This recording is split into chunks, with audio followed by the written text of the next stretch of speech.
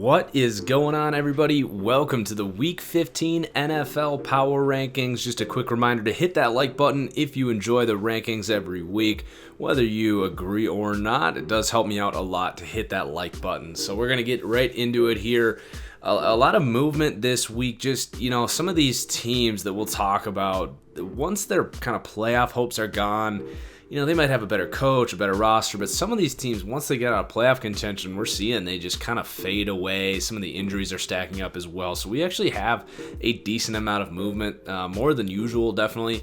Some teams kind of sneaking in, getting some momentum that are rising just because they're playing very well right now. So starting at 32, it is going to be one of those teams that has lost momentum.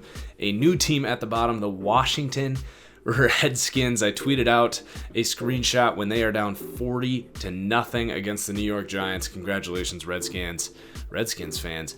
You are officially the worst team in the NFL. Just no offense. It's a mess in terms of injuries, and the defense is just kind of devastated by everything that's going on around here. So then number 31, the Oakland Raiders, they pick up a surprising win against the Pittsburgh Steelers. Now, Big Ben did get hurt in this game, and he missed a decent amount of time, but it was still an impressive win for the Raiders, who have definitely started to come on a little bit in terms of being an actual competitive NFL caliber team. They hung in there with the Chiefs, and now they beat the Steelers. So they're definitely getting some momentum as they head into year 2 of this rebuild. And then number 30, the New York Jets, getting Sam Darnold for the first time in a long time here. And Darnold had some good moments in this game. It was back and forth with the Bills. They did fall short, but they're definitely going to have some optimism, I think, depending how well the offseason goes. Darnold, he is a guy that they have a lot of faith in inside that organization, and he did some nice things again here.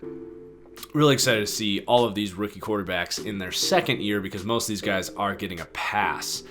Speaking of which, the Arizona Cardinals at number 29, we said congrats on beating Green Bay, but this was more about Green Bay beating themselves than the Cardinals showing me too much, and they come right back to being just a terrible football team. Detroit squeaks by, 17-3 or something, just, terrible game. Cardinals just are a mess, an absolute mess. So 29th for the Cardinals.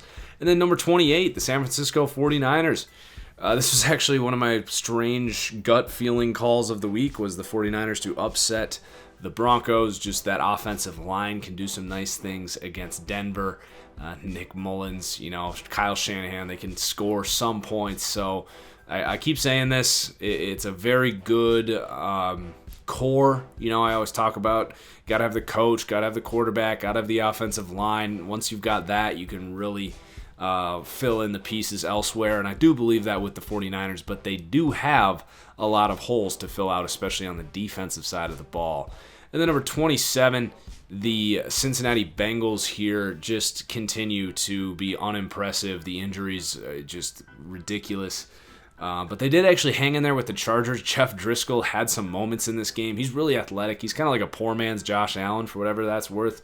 But just too many injuries, no momentum. So the Bengals really down here.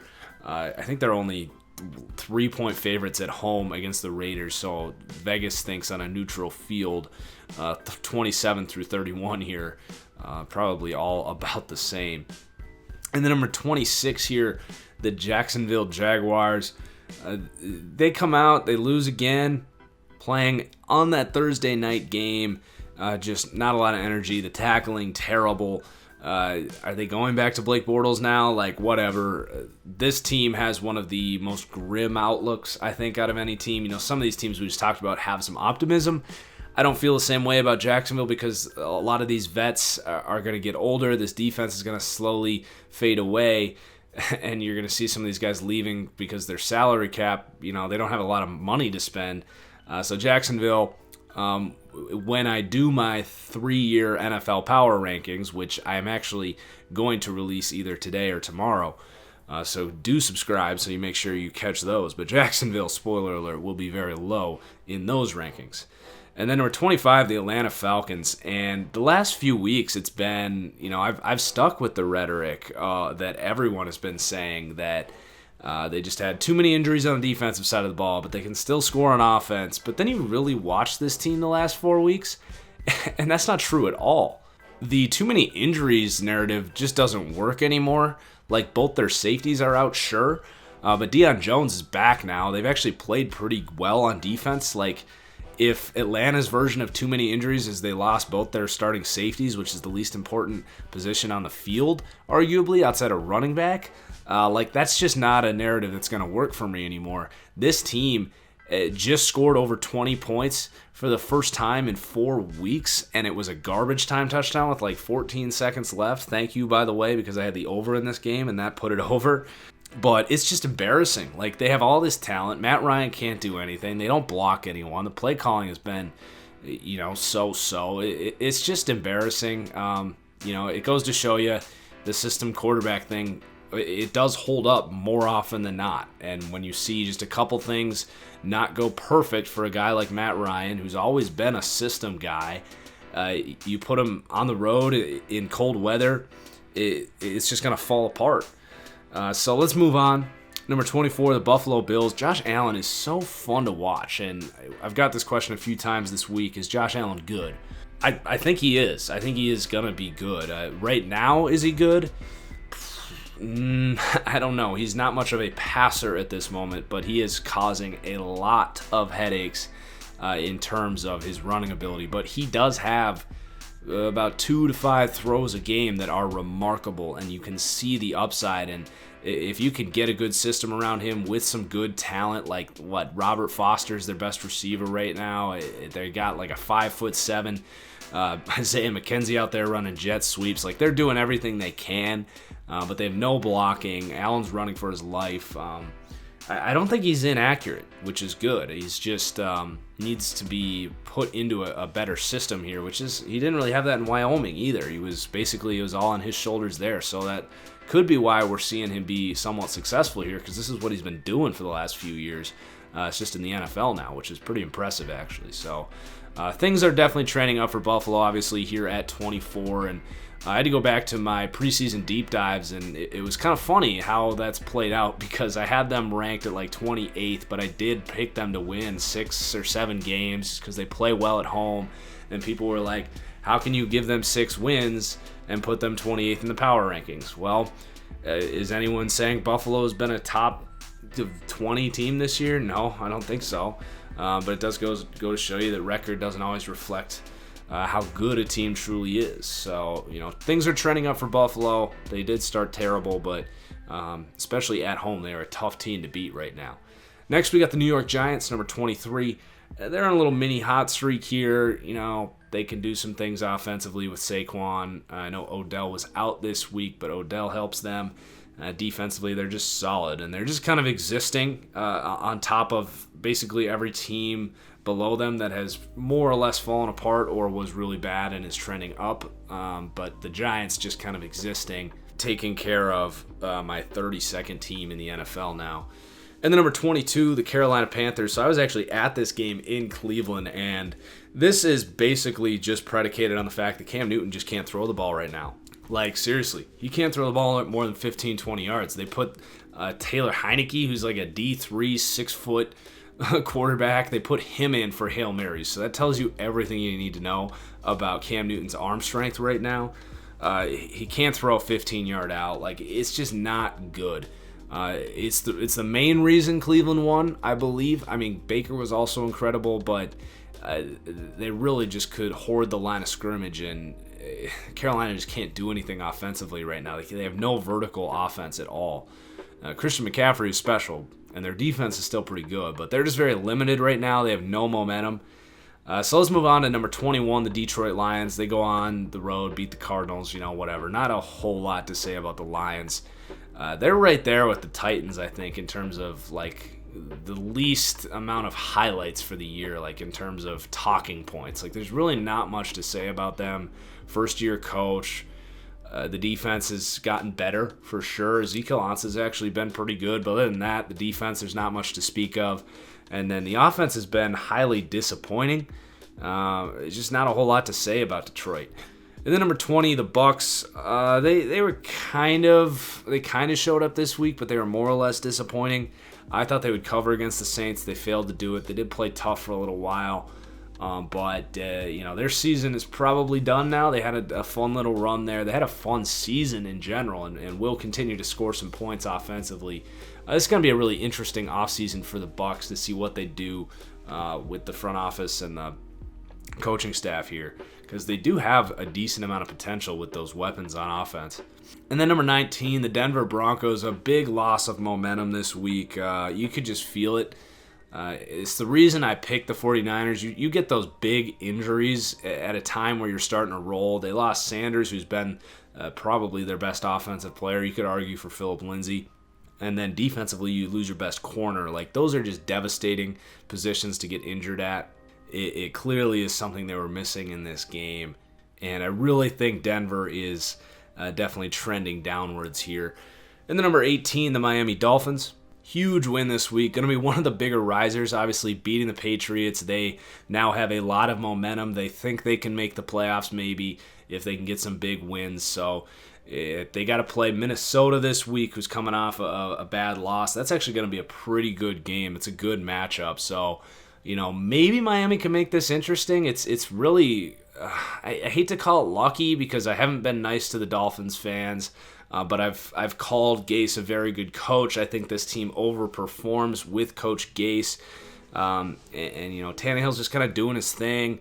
But the fact that this team continues to get big chunk plays, huge touchdowns, and forced turnovers, and just the way they win, it's not a very sustainable way to win, like if you just look at history, but they've, at least this season, done it very consistently. So maybe they can keep this going for the rest of the year. I don't know. I don't buy the talent. I think they're not a 7-win team in terms of how good they are, but at this point, they're a well-coached team playing with a lot of momentum, and this is going to be the highest they've come in this season. And then number 17, talk about momentum, the Cleveland Browns. They have baked a believer out of me.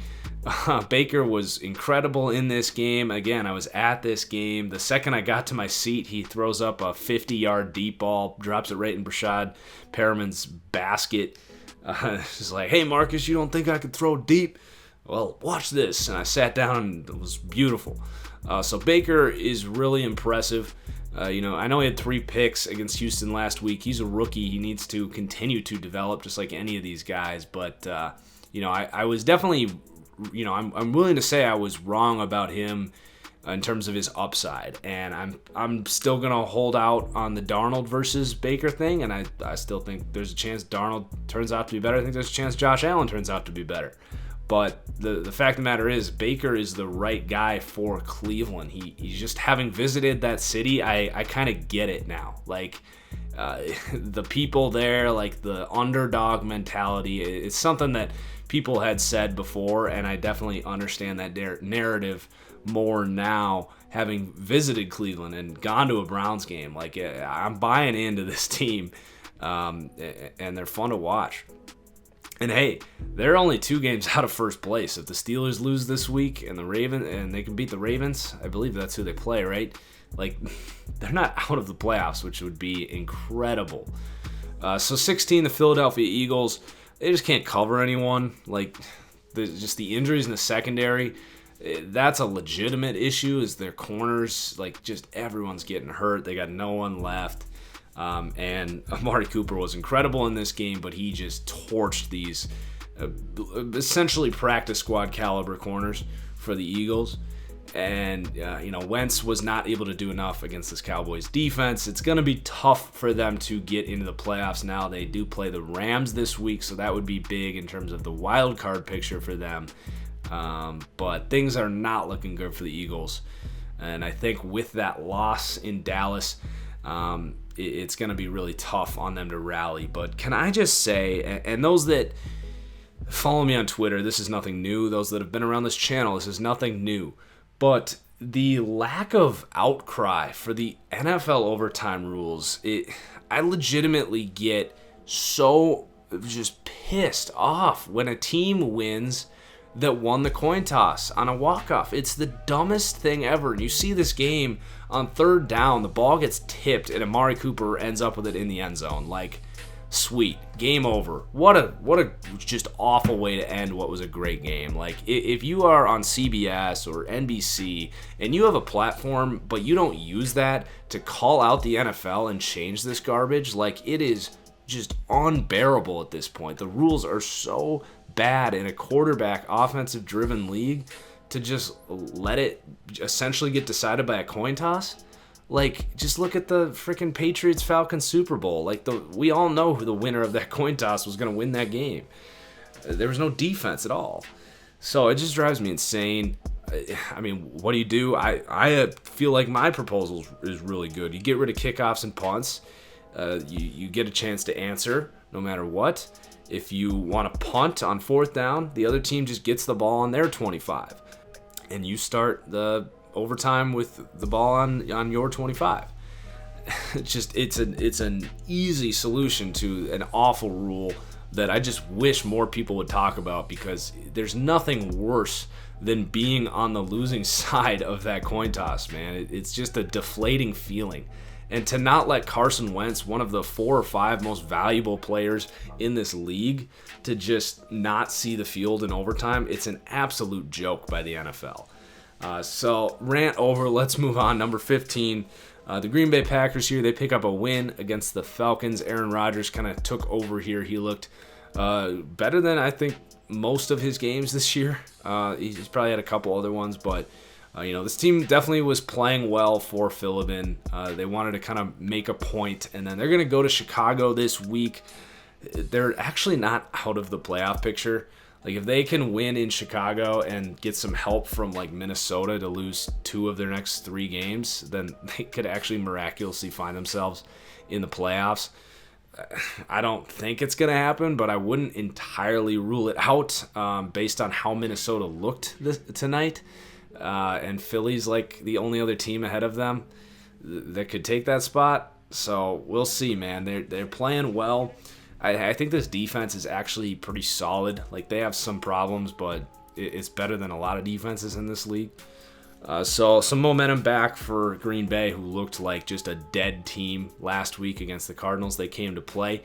And then 14, the Tennessee Titans with that blowout win on Thursday Night Football. This is probably the highest they've been. They may have been up to like 13 or 12, but this has been the trend this year. Is they'll go up a couple spots above 16, they'll drop a little below it. So can they actually continue some momentum, or do they do what they've done for the last 2 years and have a big win and then return to being kind of a cellar dweller, honestly? And then 13, the Minnesota Vikings. I feel like we've brought them up a few times already. They just can't block anyone.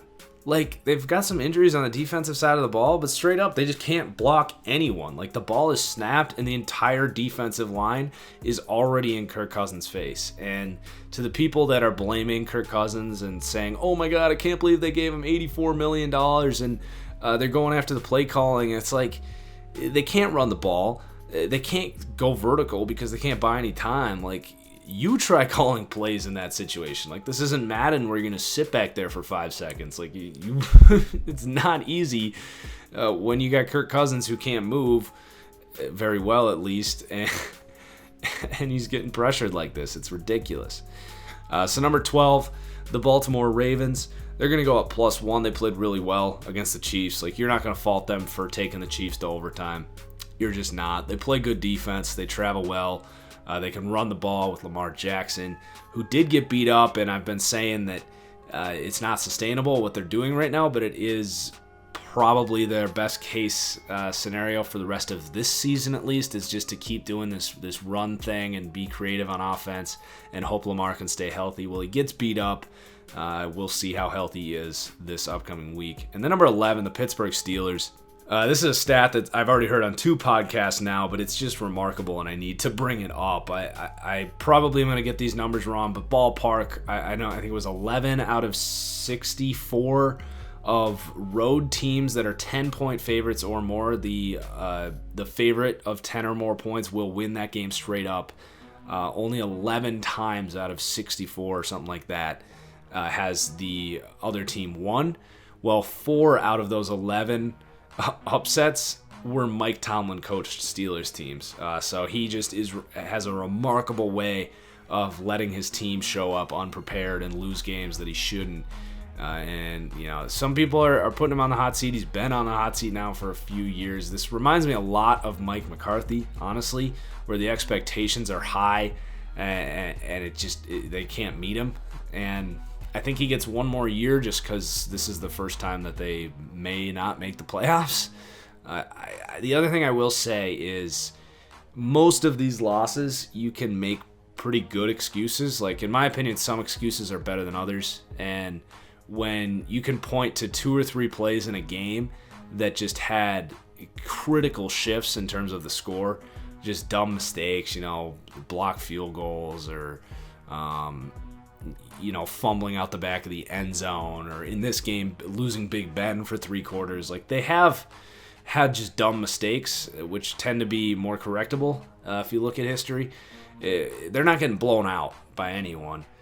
So I still think they are probably going to win this division, but it's definitely not a lock like it was in my eyes a few weeks ago. In the number 10, the Dallas Cowboys. This defense continues to play great. The Amari Cooper trade is going to go down as one of the best in-season trades ever. Man, is Jerry Jones just riding in the high tower right now. It's a great move to go get Cooper, perfect fit for what they need to do. And Dak Prescott, I still have reservations. And this offense in general, I just don't know if it's explosive enough, but this defense has been great. So Dallas looking like they're headed to the playoffs with that NFC East crown. And then staying in Texas with the Houston Texans, they do lose this week to the Colts. Some people saw this coming. Just, they were kind of due a loss. I still think they're good, but this is kind of what we can expect from them is a team that's going to have some inconsistencies because their blocking's not very good. They still have some holes in and out of their defense. They have elite talent at specific positions on offense and defense, but they do still have holes, and eventually that is going to show up, which is what we saw here against the Colts, who come in here at number 8, moving up 4 spots. They respond after an embarrassing loss to Jacksonville, but they bounce back and they are right in this playoff picture now. They can play defense. They have, in my opinion, the best quarterback in the AFC in Andrew Luck. And if they can get in, I think they can make some things interesting, because this is a team that I truly believe can play on the road, just because they have good defensive line play. They have good offensive line play. You've got the quarterback. So I think this is a team that could play spoiler in the playoffs if they get in. But they are really good right now at the 8th spot in the power rankings, whether or not they get in or not, because they did start slow with some injuries and getting Luck back off that shoulder injury. But this is a team whose future outlook is very bright regardless. And then number 7, the Seahawks are actually going to stay put here. They should have won that game against the Vikings, in my opinion. You had at home against a team that just can't block anyone. And, credit Lombardi always says this. I actually didn't hear him say it this week, but I'm sure he was thinking the same thing if he was betting this week. Talking about Michael Lombardi of The Ringer, but bad offensive lines don't travel. And most teams just simply put do not travel to Seattle and win. So it was a bad combination for the Vikings this week, but Seattle shows up, does enough. You weren't too impressed by the offense, but that defense was roaring against the Vikes. And then number 6, the New England Patriots are going to drop 2 spots here. I know that they traditionally don't play well against the Miami Dolphins in Miami, and this was kind of more of the same from what we've seen in the past. And this is still a team that knows how to win in December. They're going to get home games in the playoffs, and they're just might be headed to the Super Bowl. I get all of that. That is why they are 6th here. But I just look at this team over the last month and a half, and I'm just honestly not that impressed. Just talent-wise, I don't think they're where they've been in the past, and I think the competition across the rest of the AFC is higher than it's ever been. And I really do think that it's just not going to be the Patriots' year when the playoffs start. I just think the talent is eventually going to win out. And Tom Brady is just not in a spot where he can carry this team offensively. So number 5, the Chicago Bears. huge win against the Rams. Can already hear Bears fans complaining that they're not ahead of the Rams. Look, if they had to go to LA, I think it'd be a completely different story.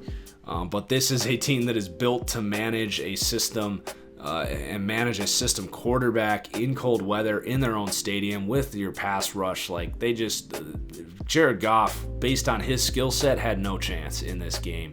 If it was in LA, I think it'd be a little different, but a great defensive showing. I will say that Mitch Trubisky has done nothing but prove me right this entire season. He is not a good quarterback. He could get there, but he's lucky that his defense is so good, because he did everything he could to lose this game for his team, but the defense had other things in mind. And it'll be interesting to see them take on Green Bay this week, because Jared Goff and Aaron Rodgers are kind of polar opposites in that you take on Jared Goff and you have a scheme that you can take away, and you can game plan and you can take things away from the quarterback. But you go against Aaron Rodgers, well, there's no scheme in place, but that's where he thrives, and that's what makes him so great. Is he can, you can take away his reads, but he can react and make things happen even if you take everything away. So Trubisky, I think, is going to eventually have to make a play to beat Green Bay this week, and we'll see if he can do that.